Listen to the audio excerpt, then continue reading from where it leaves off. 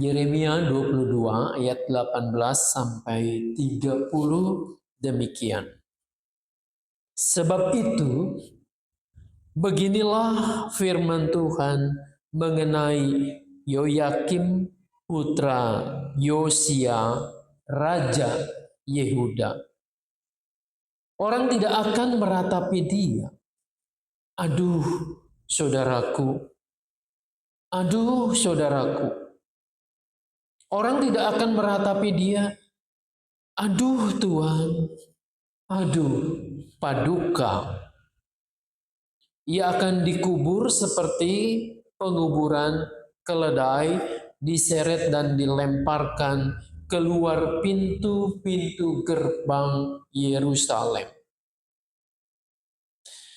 Naiklah ke Lebanon dan berteriaklah.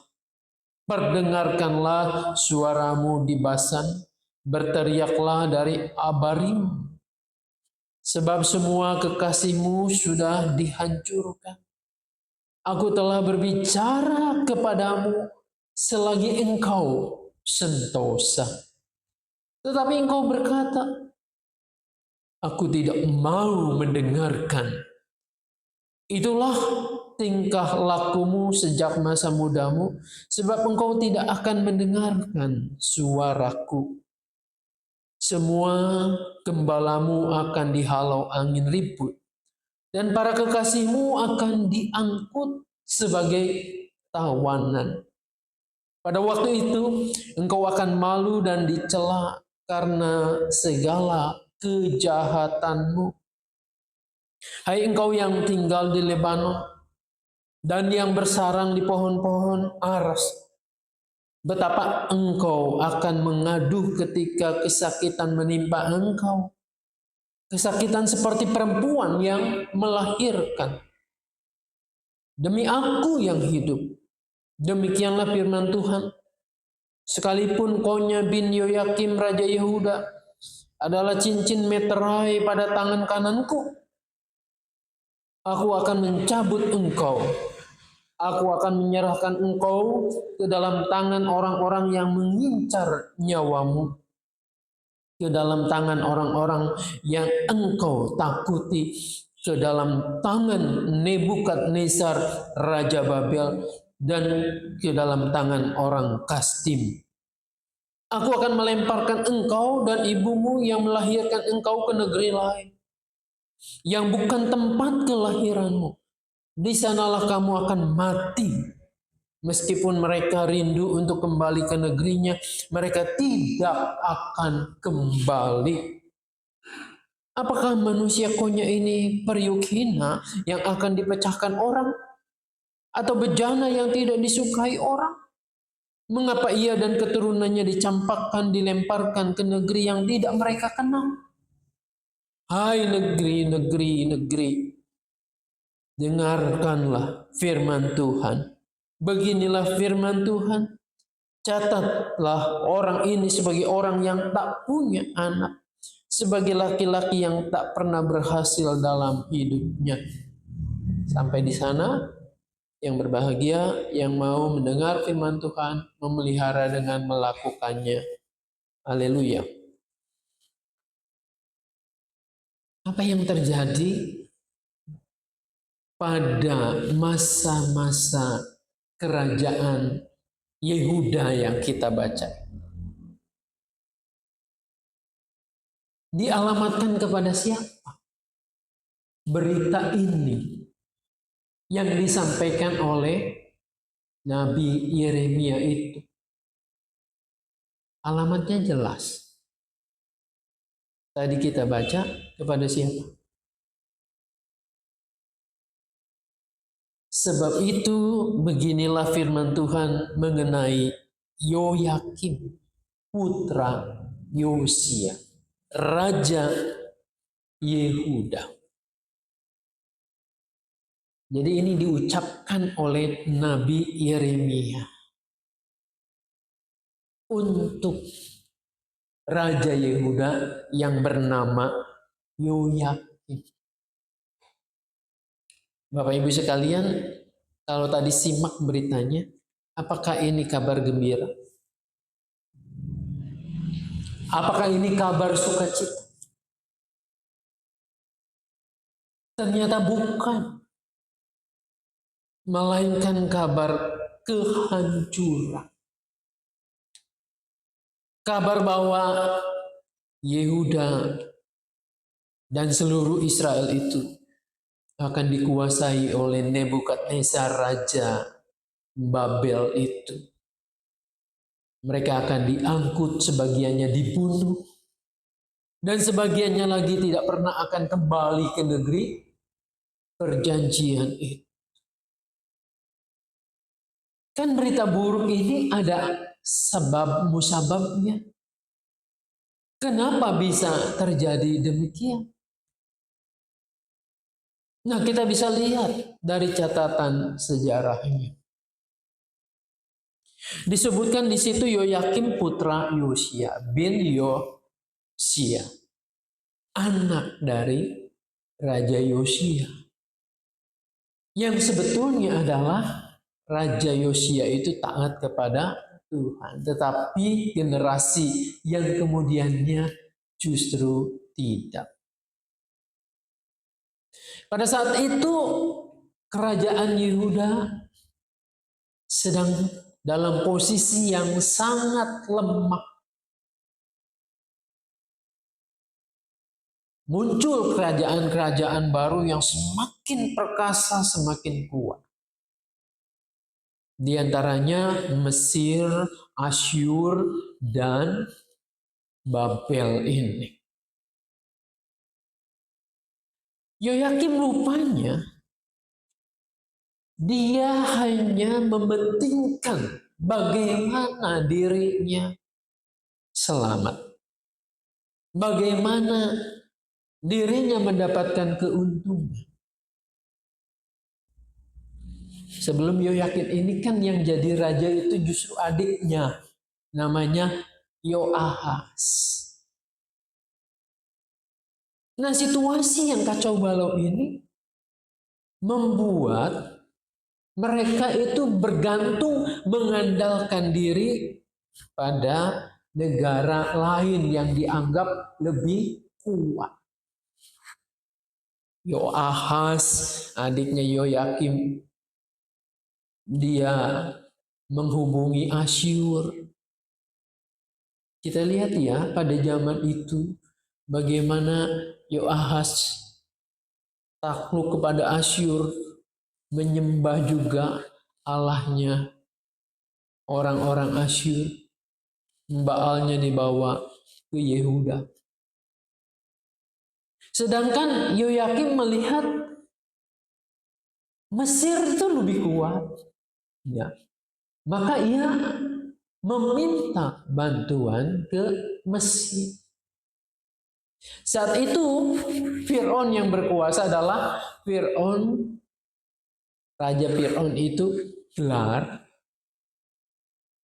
namanya adalah Fir'aun Neko II. Fir'aun ini mengatakan, boleh aku membantu kamu, tapi bayar upeti dulu. Yoyakim membayar upeti pada Fir'aun Neko II. Permintaan lain lagi, karena Asyur juga saingan Mesir, dan adiknya itu minta bantuan ke Asyur.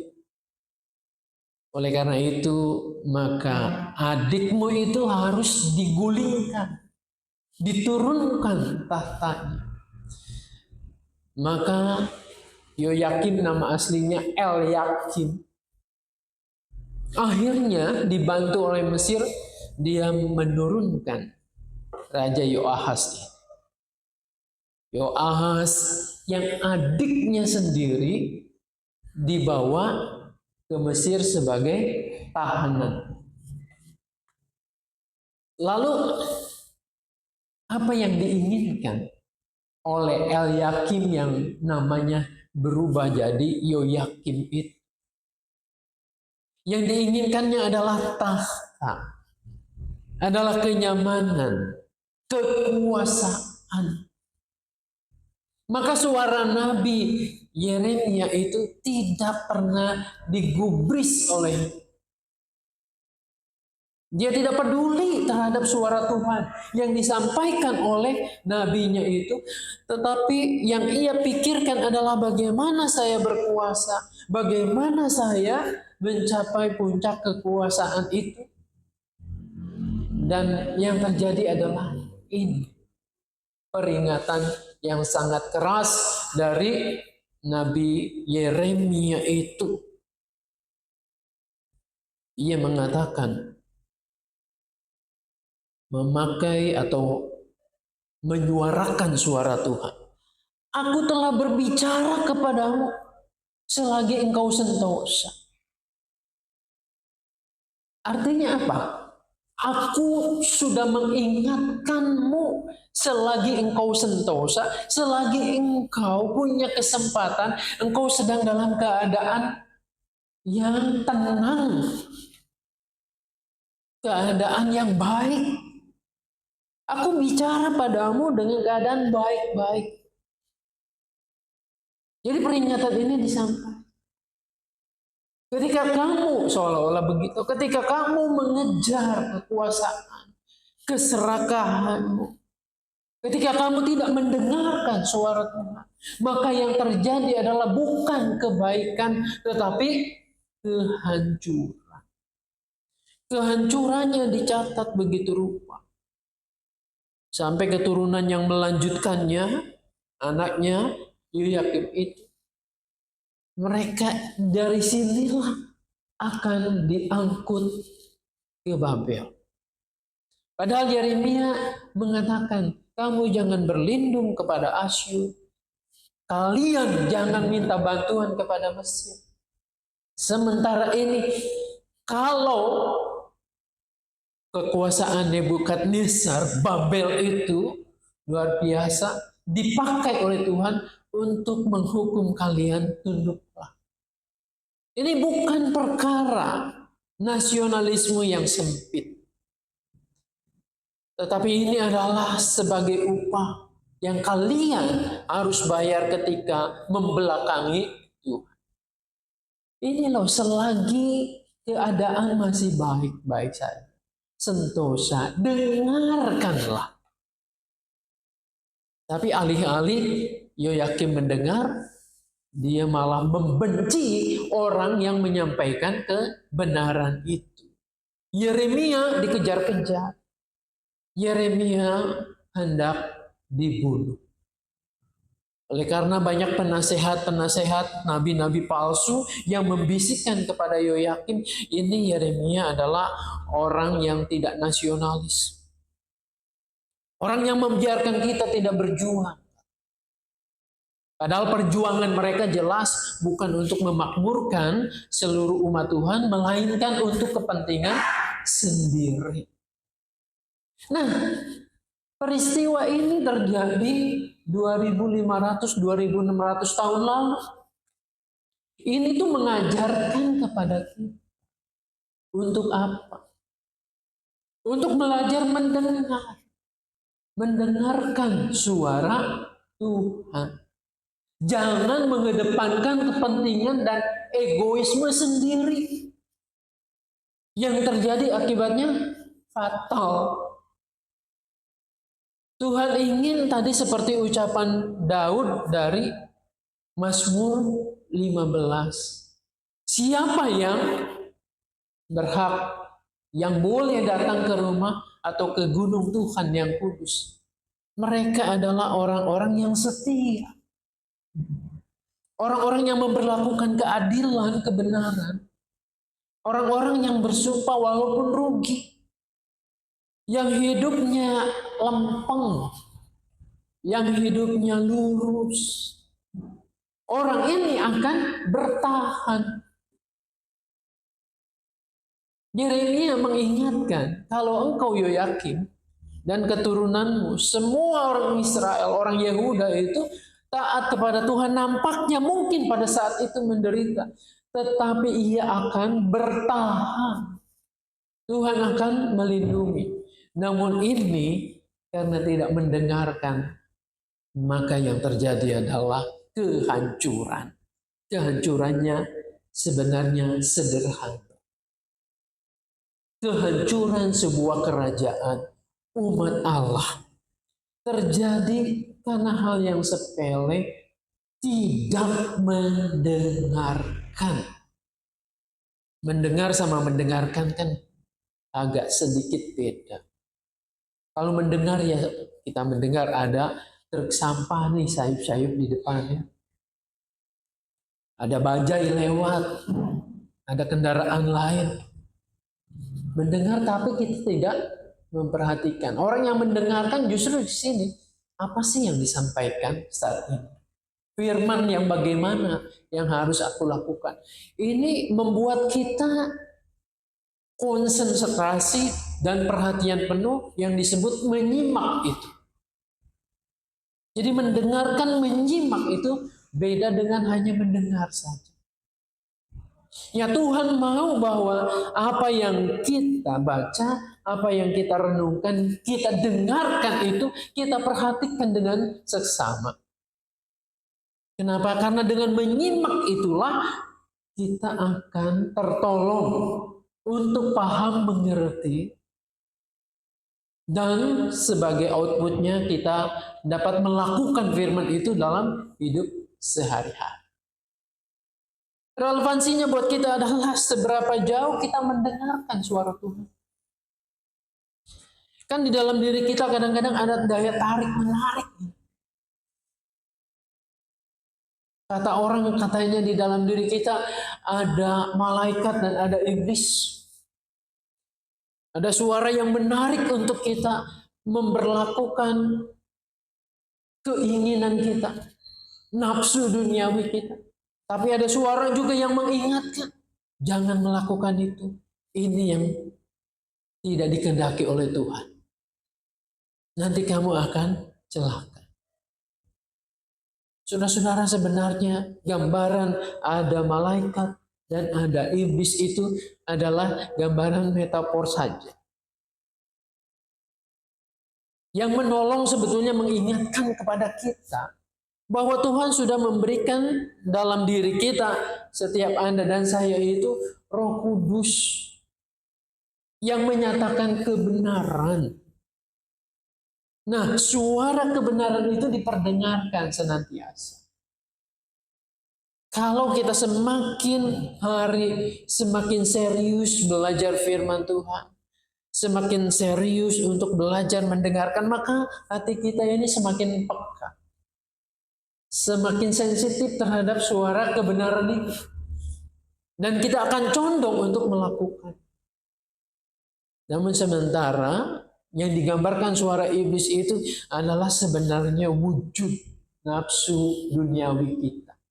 Kedagingan kita. Yang menuntut untuk kita berupaya sedemikian rupa, sekeras-kerasnya untuk mewujudkannya. Sama seperti Raja Yoyakim itu. Yang penting buat saya, yang penting saya berpuasa, yang penting saya menang, yang penting saya mendapatkan apa yang saya inginkan. Itulah suara kedagingan kita. Jangan mudah-mudah menyalahkan iblis. Saya tergoda iblis, saya tergoda setan. Padahal itu adalah keinginan. Keinginan kita, keserakahan, ketamakan itu bisa dikendalikan kalau kita mau mendengarkan suara Tuhan. Nah, mumpung keadaan kita sama seperti yang disampaikan oleh Nabi Yeremia, mumpung keadaan kita sentosa. Artinya, kesulitan penghukuman itu belum tiba. Maka kita lebih baik mawas diri. Kita seharusnya berjalan dalam kehendak Tuhan. Supaya apa? Supaya kita tetap teguh dan supaya kita tetap selamat di dalam gurun dunia ini. Nah, biarlah kita selalu membuka diri terhadap suara Tuhan yang memperdengarkan kebenaran itu. Tuhan Yesus menolong memberkati kita. Amin.